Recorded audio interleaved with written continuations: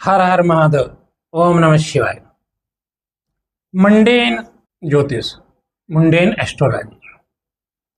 Mundane astrology से हम देश विदेश की क्या स्थितियां हैं, युद्ध चल रहा है, वर्षा होगी, भूकंप आएगा, सुनामी आएगी, देश विदेश के क्या हाल रहेंगे, युद्ध आगे बढ़ेगा, विश्व युद्ध शुरू होगा, इन सब के विषय में बताते हैं। तो मैं आचार्य अमरनाथ पांडे अपने YouTube चैनल में आपका स्वागत करता हूं। चैनल को सब्सक्राइब कीजिए, वीडियो को लाइक कीजिए और शेयर कीजिए। महीने में 28 तारीख को मंगल का राशि परिवर्तन और नक्षत्र परिवर्तन दोनों होने जा रहा। मंगल जो है अपने शत्रु राशि कन्या राशि में गोचर करेंगे और उस समय उत्तर फाल्गुनी नक्षत्र होगा। उत्तर फाल्गुनी नक्षत्र जो है वो सूर्य का नक्षत्र है। मंगल भी एक अग्नि तत्व का ग्रह है, फायर करता है, लड़ाई झगड़े का कारक है, और सूर्य जो है वो राजा है, राष्ट्रपति है। तो मंगल सेनापति, सूर्य राजा। और इस साल का अगर हम देखते हैं वार्षिक, तो इस साल जो है सूर्य जो है वो राजा भी है और मंत्री भी है। तो मंगल जो सूर्य के नक्षत्र में जाएगा, अपनी शत्रु राशि कन्या राशि में जाएगा। क्या होने वाला है? उस समय चंद्रमा वृश्चिक राशि में रहेगा। वृश्चिक राशि में जब चंद्रमा होता है तो वृश्चिक राशि के गुण क्या होते हैं? परिस्थितियों को ध्यान से देखना, परिस्थितियां कैसे संभलेंगी, इसके लिए पूरा विश्व लगा होगा। लेकिन जब मंगल कन्या राशि में जाएगा, स्थिर राशि है, वृश्चिक जल तत्व है, ब्राह्मण तत्व की, जल तत्व की राशि है, तो उस समय देश में वर्षा ज्यादा होगी, सुनामी आने के भी चांसेस बने हुए हैं। क्योंकि उस समय जब मंगल उत्तर फाल्गुनी नक्षत्र में होगा, सूर्य के नक्षत्र में होगा, कन्या राशि में होगा, शत्रु राशि में होगा, तो परिस्थितियां बहुत बिगड़ेंगी। 28 तारीख को राशि परिवर्तन है। होगा क्या? अब जैसे नाटो का और यूएसए का साथ है, इनके बीच में कॉन्फ्लिक्ट पैदा होगा। ये एक दूसरे का साथ देना बंद करेंगे।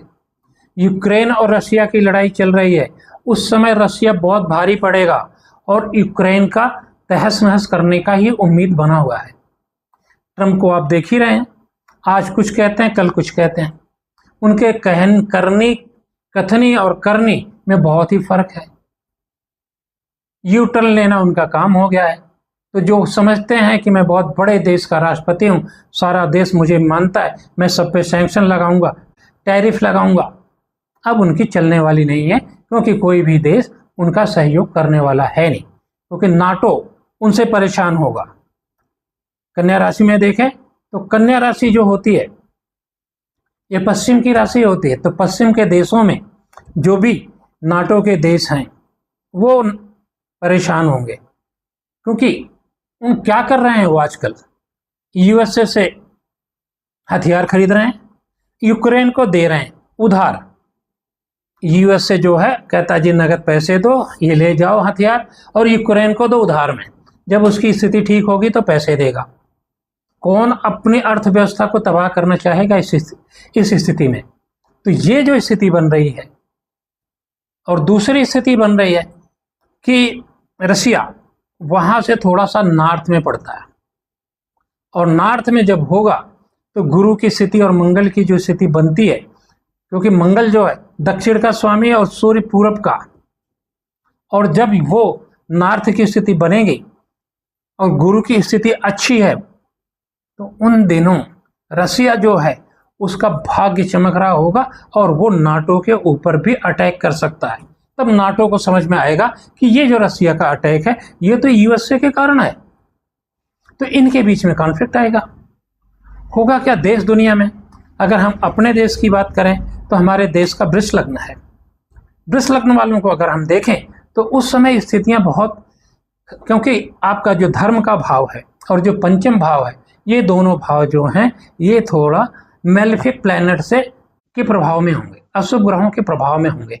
तो धार्मिक उन्माद बढ़ेगा, धार्मिक उन्माद बढ़ेगा तो स्थितियां बिगड़ेंगी, और जब स्थितियां बिगड़ेंगी तो फिर आपके यहाँ भी परेशानी आएगी। लेकिन हमारे देश को अगर देखें तो वृष लग्न के लिए जो चल रहा है वहां से मंगल जो होगा चौथे होगा, और चौथे का जो मंगल है सूर्य अच्छा होता है, वहां पे वो उसका नेटिव प्लेस है, और वो नेटिव प्लेस पे मतलब भारत के ऊपर, हिंदुस्तान के ऊपर अगर चौथे में भाव में सूर्य और मंगल बैठे हैं तो पराक्रम बड़ा होगा। दोनों अग्नि तत्व के ग्रह हैं और दोनों लड़ाई लड़ने में सक्षम है। और उस समय भारत जो है, हिंदुस्तान जो है, अमेरिका की गलतियों की वजह से पाकिस्तान कुछ गलती करेगा और ऑपरेशन सिंदूर दोबारा शुरू हो सकता है। और जब इधर ईरान इराक युद्ध, बाकी और 12-14 कंट्री जो वहां पे लड़ाई चल रही है, इजराइल का युद्ध चल रहा है, इधर यूक्रेन का युद्ध चल रहा है, इधर भूटान में हमने सर्जिकल स्ट्राइक की हुई है, भूटान के हम वो जगह को ले रहे हैं जिसपे कभी चाइना का कब्जा था। तो ये जो स्थितियां बन रही है, ये विश्व युद्ध की तरफ देश दुनिया आगे बढ़ने जा रही है। तो विश्व युद्ध के जो हैं वो संभावनाएं बढ़ती दिखाई दे रही हैं। अगर ऐसा होगा तो अर्थव्यवस्था में तबाही आएगी और इन भारत को छोड़ के, हिंदुस्तान को छोड़ के बाकी दुनिया के देश अर्थव्यवस्था से तबाह होंगे। तो मित्रों, वीडियो को लाइक कीजिए, शेयर कीजिए और चैनल को सब्सक्राइब अवश्य कीजिए। आपने वीडियो पूरा देखा, आपका बहुत बहुत धन्यवाद।